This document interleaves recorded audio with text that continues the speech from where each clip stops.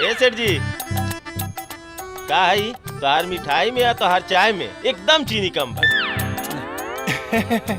उ चीनी जानबूझ के कम डालल बा जनता के हिफाजत करे के खातिर। जनता के हिफाजत खातिर? हाँ वो आजकल ना शुगर के महामारी के बीमारी फैलल बाटे यही से। का बात बा सेठ जी, कितना उत्तम विचार बा। अब इस ससुर के का बताई कि चीनी कितना महंग बा, बचाइब ना त कमाइब का। अरे अरे जायद दी साहब जी नाली में चल गई।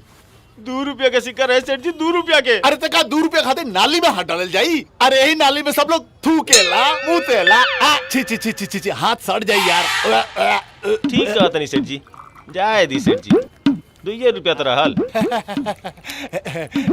और छुट्टा 2 रुपया कहाँ से लाई? जाए दी, 2 रुपया नौकर के टिप दे दी। महान विचार बा, आप गरीबन के भी ध्यान रखा तानी।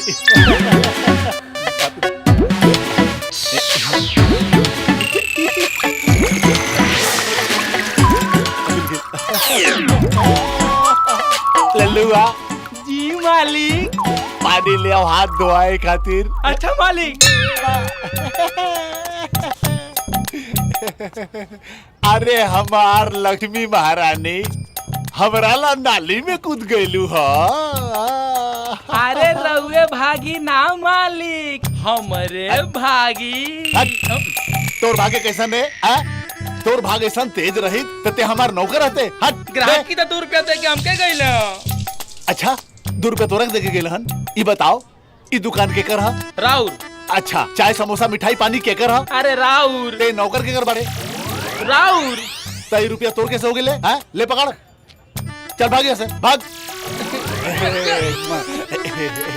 आमदनी हो गई। प्रणाम अजी, प्रणाम प्रणाम। कारे छेदी दिन भर में 3-4 दफा आवे ले और प्रणाम ठोक के चल जाले। मिठाई उठाई तो खैबे ना करे ले। अरे सेठ जी अभी देखिए के सुस्ताल लेता नहीं, जहिया मौका मिली ओहिया खाइयो ले। अच्छा ठीक है।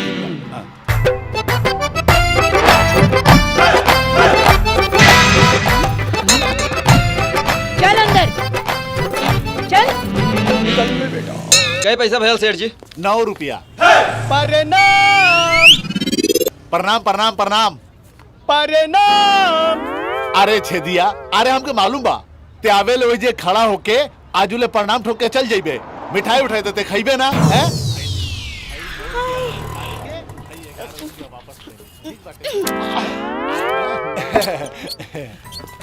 माँ आज घर पर नीचे जल्दी ऊपर आ आजा ऊपर।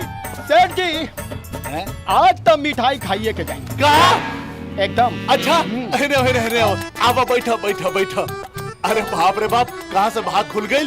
बैठा, हम तोरला इमरती बनेले बनी देसी घी में। ठीक ना बा? सेठ जी आज इमरती ना, आज तो रसगुल्ला खाएगा मामा। रसगुल्ला? हम अभी लेके आवत तानी रसगुल्ला। अरे बाप रे बाप। हैला रसगुल्ला खा। ली पैसा ली। खाली खुदरा बा रख ली। अरे अरे बाप रे बाप, ई का कइला?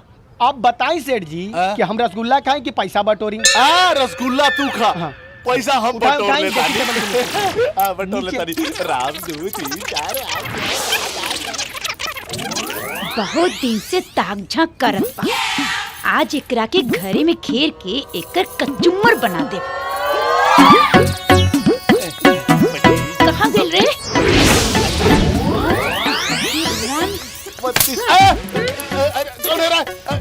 तू ई का?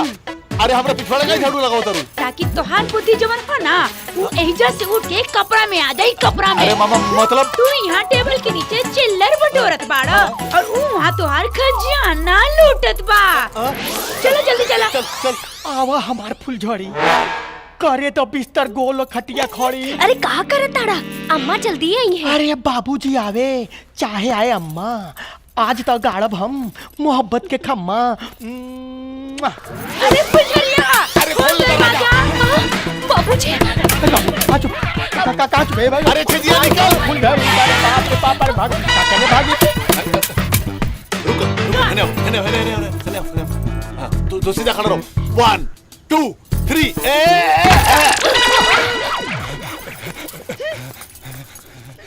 1 2 3 अरे दही जरूर आज तो हार प्रणाम निकाल दे। बुंदेली बता रे नुकसान हो जाए। अरे गेहूं निकाली हमके फंदल। अरे निकला यार मोटकी निकल। अरे निकला। अरे मुहा दे तोरा क्या बाबूजी माइक रोकेगा नहीं तो 5 लाख के नुकसान हो जाए। कालू ए रुको पापा 5 लाख के नुकसान। कवनो लाखवा के बात नहीं खे। अरे नहीं बाबूजी हम सांच कहता नहीं। अच्छा चल बताओ का कहता रे। अरे तने दिमाग लगाई हमरे बियाह खातिर रउआ के 5 लाख रुपया खर्चा करे के पड़ी और ये छेदी हमसे मुफ्त में बियाह करे खातिर तैयार बा। तब बचल ना रउआ के 5 लाख रुपया बाबूजी। हो रे सच्चे कहतिया हमार 5 लाख रुपया बच जाई। सुना ससुर जी हम पक्का आशिक और पक्का दीवाना हई। फरहाद के दादा और मजनू के नाना हई। ठीक बा देखा छेदी तोहर बियाह हो जाई ओसे, लेकिन ओसे पहले तोके एगो परीक्षा देवे के पड़ी। परीक्षा?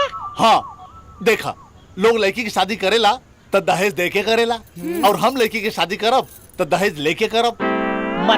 मतलब ई बा कि जब तू 2 लाख रुपया लेके आईबो तब हम अपना फुलझरिया के बियाह करब। 2 लाख? हाँ ए हमार भाई मोहब्बत के मसीहा प्यार करे वाला के रखवाला हमार मोहब्बत के नाव डूबता भाई। ओकरा बचा ले भाई बचा ले भाई। का भइल यार कैसन नाव और कहाँ डूबता? अरे वो मिठैया के लालच के चौसनी में डूबता रे भाई। अब ओकरा बचा ली।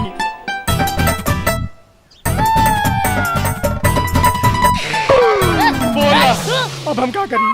ते सर वो जिंदगी भर काम करबे ना तब वो ना होई 2 लाख रुपया। अरे कान तो छोड़ा ये अपन सारा सामानो बेच देना तब वो ना होई 2 लाख रुपया। अरे वो मिठैया अरे उस सरवा 1 नंबर के कंजूस है केहू के फ्री में एगो बर्फी के टुकड़ा ना देला तो तोहरा का अपन लड़की कहाँ से दे दी? चाचा वो सब कुछ दी, वो अपन बेटियों दी या 2 लाख रुपयो भी दी। कैसे भाई?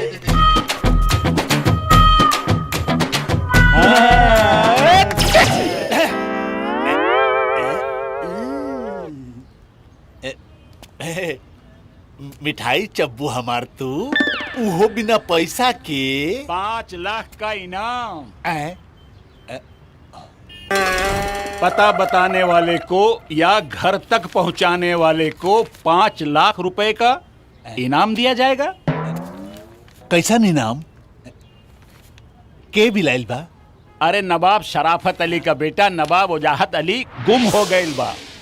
उही के पता और नंबर छपल बा, देखा खुद देख ला। आज 5 लाख के इनाम। हाँ।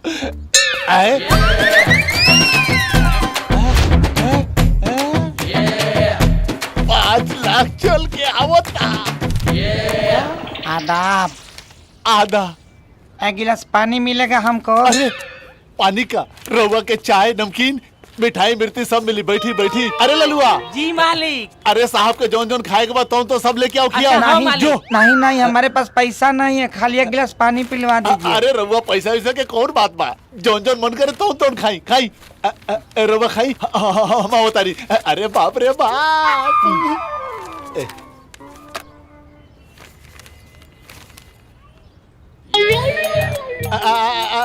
हेलो नवाब शराफत अली बोल रहे हैं? जी जनाब हम नवाब शराफत अली कुतुब मीनारी बोल रहे हैं। कुतुब मीनारी? जी जनाब जो कुतुब मीनार है वो हमारे बाप दादाओं ने बनवाया है और उसी कुतुब मीनार पे बैठ के हम अपने साहबजादे वजाहत अली को ढूंढ रहे हैं मगर वो कमबख्त हमको दिखाई नहीं दे रहा है। अरे तो वहाँ कहाँ से दिखाई देंगे? अरे वो तो यहाँ बड़े हमारे बिहार में। बिहार में? अरे उस कमबख्त को एक लाफा के मारा बिहार पहुँच गया। आने दो उस कमबख्त को मार के टंगड़ियाँ तोड़ दूंगा। नहीं नहीं देखिए देखिए सुनिए ना गुस्सा थूक दी। 1 मिनट थूक दिया। कुत्ता कहीं का। हम प्रभु बेटा के समझा बुझा के मना के लिए। अरे आप तो बड़े सलीकेमंद, समझदार और सूझे हुए इंसान लगते हैं। अब हमारे शहजादे के 5 लाख इनाम के साथ आपको मैं 2 लाख नजराना और दूंगा। 7 लाख जी जी जी जी जी जी। अरे जय हो लक्ष्मी भाई, 7 लाख रुपया। रे ललुआ जी मालिक। कुछ खेले हैं साहब के? जी मालिक, 7 समोसा, 8 रसगुल्ला, 5 को बर्फी, पाव भाजी जलेबी, 4 गिलास दूध, पैसा जोड़ ली, दन दनादन। वो सब हम जोड़ ले। तेजो तेजो। ठीक ठीक ठीक बा मालिक। देखिए हम 3 दिन से भूखाए थे ना, इसीलिए इतना खा गए, लेकिन हम वादा करते हैं कि मेहनत मजदूरी करके आपका पाई पाई चुका देंगे। अरे मेहनत मजदूरी? अरे नवाब साहब का लड़का होके तू मेहनत मजदूरी कर पा? आपको भी पता चल गया कि मैं नवाब हूँ? हाँ, हम रउआ बाबूजी से बात भी कर ले बानी। अब से बात भी कर लिया, लेकिन हम नहीं जाएंगे। कह रहे देखा बेटा, हम नहीं जाएंगे। अरे समझा बात के। नहीं बाप से ना डरे के चाहिए। नहीं, आपा बहुत मारते हैं हमको। अब ना मरिए, हम तो कर ले चलो। नहीं जाएंगे, कह रहे ना। हम बताओ तानी ना मरिए, हम कसम धरा दे मुकरा के। अगर हमारे अब्बा से बात करके हमको अच्छे से मेरे को वहाँ पहुँचा दिए ना, तो मैं 3 लाख रुपए और ज्यादा दिलवा दूंगा आपको। हाँ। पहले 5 लाख, फिर 2 लाख, उगरे बाद 3 लाख, 10 लाख की लॉटरी। ए नवाब की औलाद। अच्छा बेटा, तो तू यहाँ छुप के बैठल बड़े हैं? उस्ताद का करे बा, पकड़ के जरूर के ले चला मालिक के पास। नहीं नहीं, हमारे पास पैसा वैसा नहीं है, नहीं जाएंगे। अरे भाई क्या बात बा? का बात बा? ये हमारा मालिक होटल में 2 महीना रहला सा। ओजा शाही अंदाज में खैला सा, पियला सा, मस्ती कैला सा।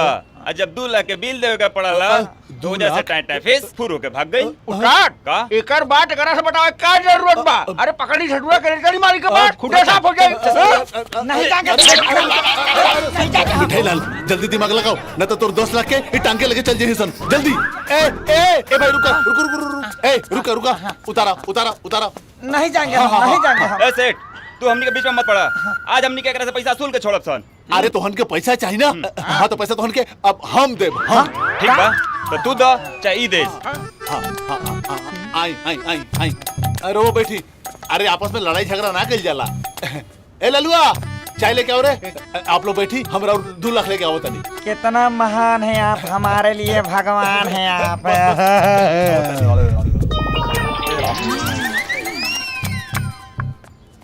इला 1,99,990 रुपया। 990 रुपया? 10 रुपया काहे कम बा? 2 गो चाय के काट लेनी है।